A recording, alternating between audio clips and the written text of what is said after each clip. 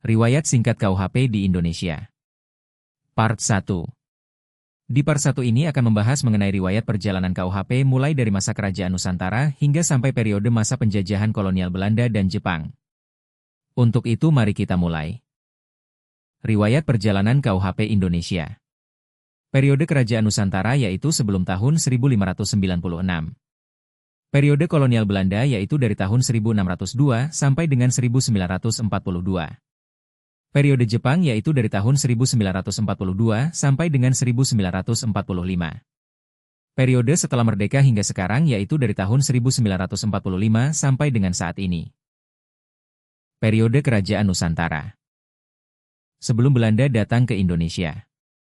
Pada masa sebelum penjajahan, tepatnya sebelum kedatangan Belanda yang dimulai oleh Vasco da Gama pada tahun 1596, telah banyak kerajaan yang sudah mempunyai perangkat aturan hukum. Aturan tersebut tertuang dalam keputusan para raja ataupun dalam bentuk hukum adat yang dibuat oleh para ahli hukum kerajaan. Masa Kerajaan Nusantara. Pada saat berjayanya kerajaan di Nusantara, telah hidup dan berlaku norma-norma kepidanaan berupa hukum pidana adat yang mengatur segi kehidupan masyarakat. Terdapat potret penerapan hukum pidana adat oleh raja dari beberapa suku atau kerajaan di Indonesia. Hukum pidana adat. Hukum pidana adat berkembang pesat dalam masyarakat dan hukum pidana adat tersebut belum mengenal unifikasi. Sehingga dapat dikatakan setiap kerajaan Nusantara belum memiliki unifikasi hukum. Hukum pidana adat pada umumnya bersifat tidak tertulis dan mayoritas bersifat lokal karena hanya berlaku di wilayah atau daerah masyarakat adat tertentu saja. Hukum pidana adat menjadi perangkat aturan pidana yang dipatuhi dan ditaati oleh masyarakat. Oleh karena itu, dapat dikatakan di Kerajaan Nusantara masih menerapkan hukum tidak tertulis dan memiliki wilayah teritorial tertentu. Teritorial Kerajaan Nusantara. Indonesia terdiri dari 714 suku dan memiliki lebih dari 1001 bahasa daerah. Dari sini dapat dilihat bahwa pada periode Kerajaan Nusantara memiliki banyak hukum pidana adat yang diterapkan di kehidupan bermasyarakat sesuai hukum adat dan berlaku berdasarkan wilayah adat atau kerajaannya di Nusantara Indonesia. Oleh karena itu, Kerajaan Nusantara Indonesia pada waktu itu, dapat dikatakan memiliki hukum pidana adat yang beragam yang berdasarkan adat atau kerajaannya dan berlaku di wilayah adat atau kerajaannya masing-masing. Periode kolonial Belanda. Masa VOC, Verenigde Oost-Indische Compagnie, yaitu pada tahun 1602-1799. Pada tahun 1596, Belanda datang untuk pertama kali ke Indonesia tepatnya di Banten. Disinilah dimulai masa penerapan hukum pidana barat oleh VOC. VOC ini merupakan persekutuan dagang Belanda yang diberikan kekuasaan teritorial di wilayah kepulauan dari pemerintahan Belanda dengan mendapatkan keistimewaan, berupa hak Octrooi Staten-Generaal. Hak istimewa berupa hak Octrooi Staten-Generaal yang meliputi 1. Hak untuk melakukan monopoli pelayaran dan perdagangan. 2. Hak untuk menyatakan perang, berdamai dengan kerajaan Nusantara. 3. Hak untuk mencetak uang.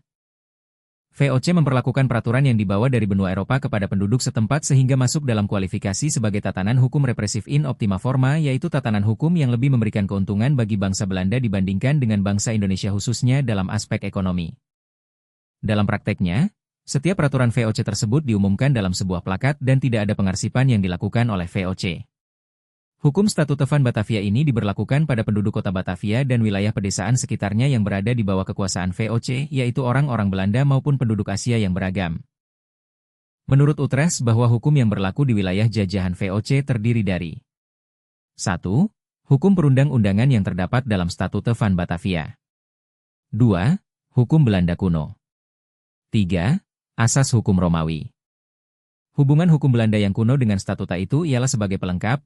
Jika statuta tidak dapat menyelesaikan masalah, maka hukum Belanda kuno yang diterapkan, sedangkan hukum Romawi berlaku untuk mengatur kedudukan hukum budak, Slavenrecht. Setiap peraturan yang dibuat VOC diumumkan dalam bentuk plakat, tetapi pengumuman itu tidak disimpan dalam arsip. Sesudah diumumkan, plakat peraturan itu kemudian dilepas tanpa disimpan sehingga tidak dapat diketahui peraturan mana yang masih berlaku dan yang sudah tidak berlaku lagi, sehingga mengakibatkan timbulnya kekacauan hukum.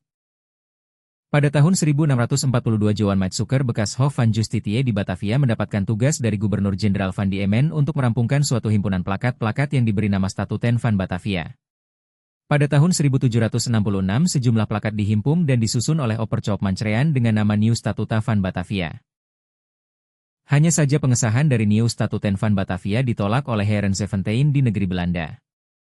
Meskipun begitu, dalam praktiknya pengadilan di Nusantara memberlakukan Nieuw Statuten van Batavia sebagai peraturan resmi. Ini artinya bahwa Nieuw Statuten van Batavia mempunyai kekuatan hukum yang sama dengan peraturan-peraturan lain.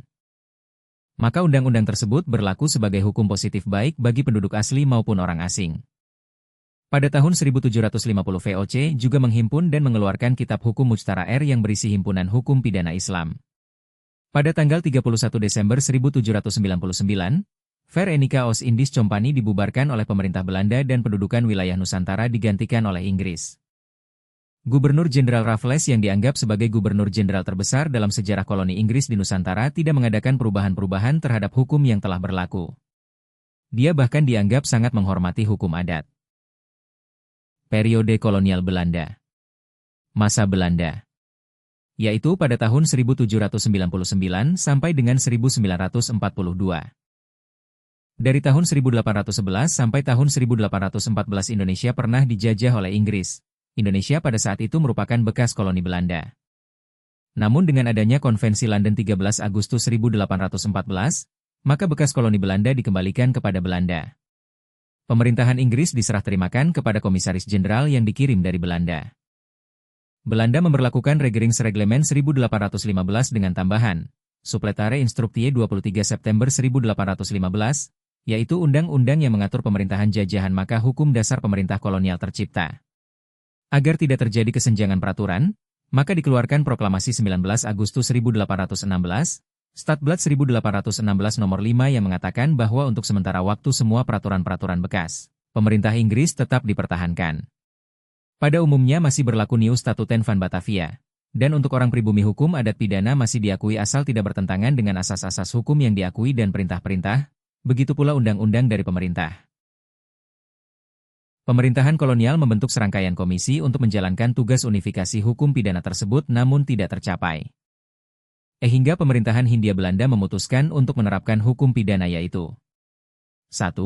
Hukum pidana, Wetboek van Strafrecht, yang hanya berlaku untuk golongan orang Eropa yang berlaku pada tahun 1867.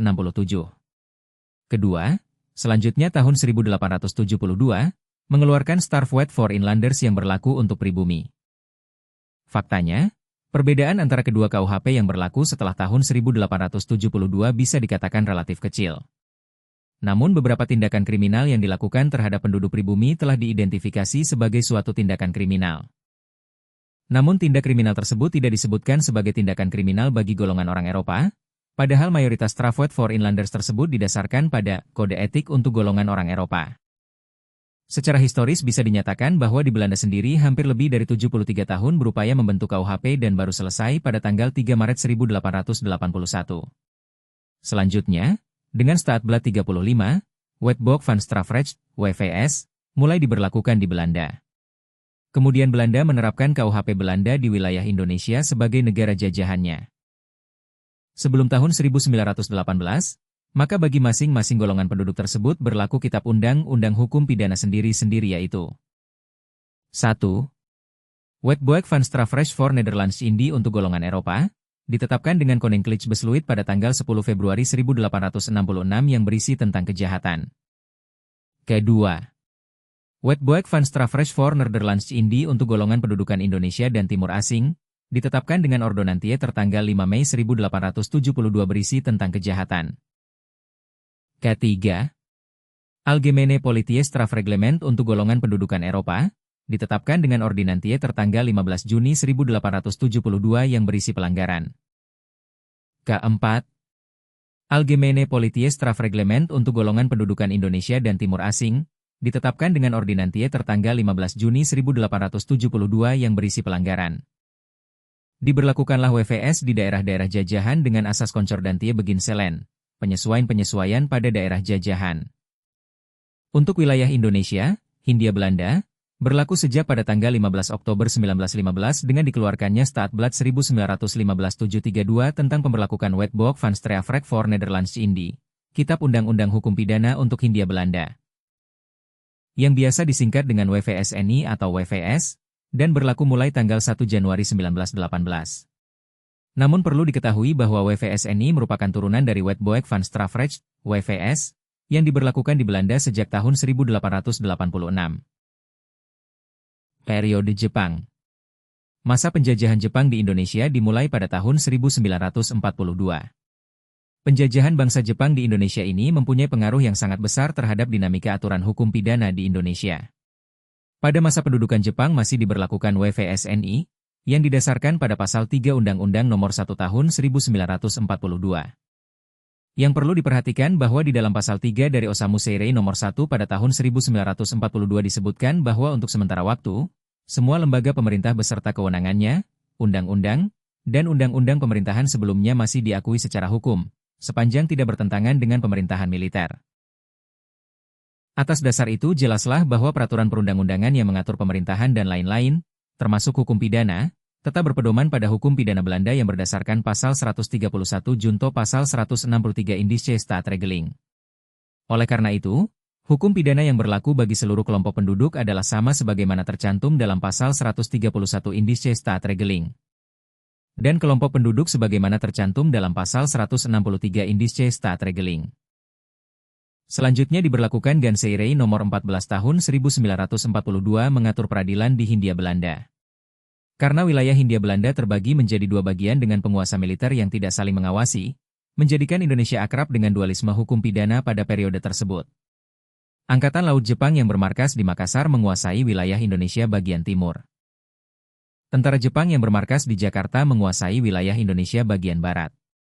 Akibatnya, terdapat perbedaan peraturan yang berlaku di masing-masing daerah dalam beberapa hal. Dalam kondisi ini diberlakukan Gunsei Keizirei, semacam WVS, untuk pengadilan waktu itu pada tahun 1944. Pemberlakukan Gunsei Keizirei ini terkait dengan ketika terdapat kualifikasi delik yang berbeda antara WVSNI dengan Gunsei Keizirei. Sedangkan untuk orang Jepang sendiri yang bertempat di Indonesia berlaku hukum mereka sendiri. Yang perlu diperhatikan, bahwa Gunsei Keizirei pada intinya mengedepankan peraturan militer Jepang. Sekian dulu pembahasan kita di part pertama mengenai riwayat perjalanan KUHP di Indonesia di 3 masa yaitu 1. Periode Kerajaan Nusantara. 2. Periode kolonial Hindia Belanda. Dan ketiga, periode Jepang. Selanjutnya tunggu kehadiran video part 2 yang terkhusus membahas riwayat perjalanan KUHP pada masa periode kemerdekaan sampai sekarang. So, nantikan selanjutnya part 2 ya sobat. Dan jangan lupa untuk di-subscribe, like dan komen di channel Media Pengetahuan Hukum. Terima kasih.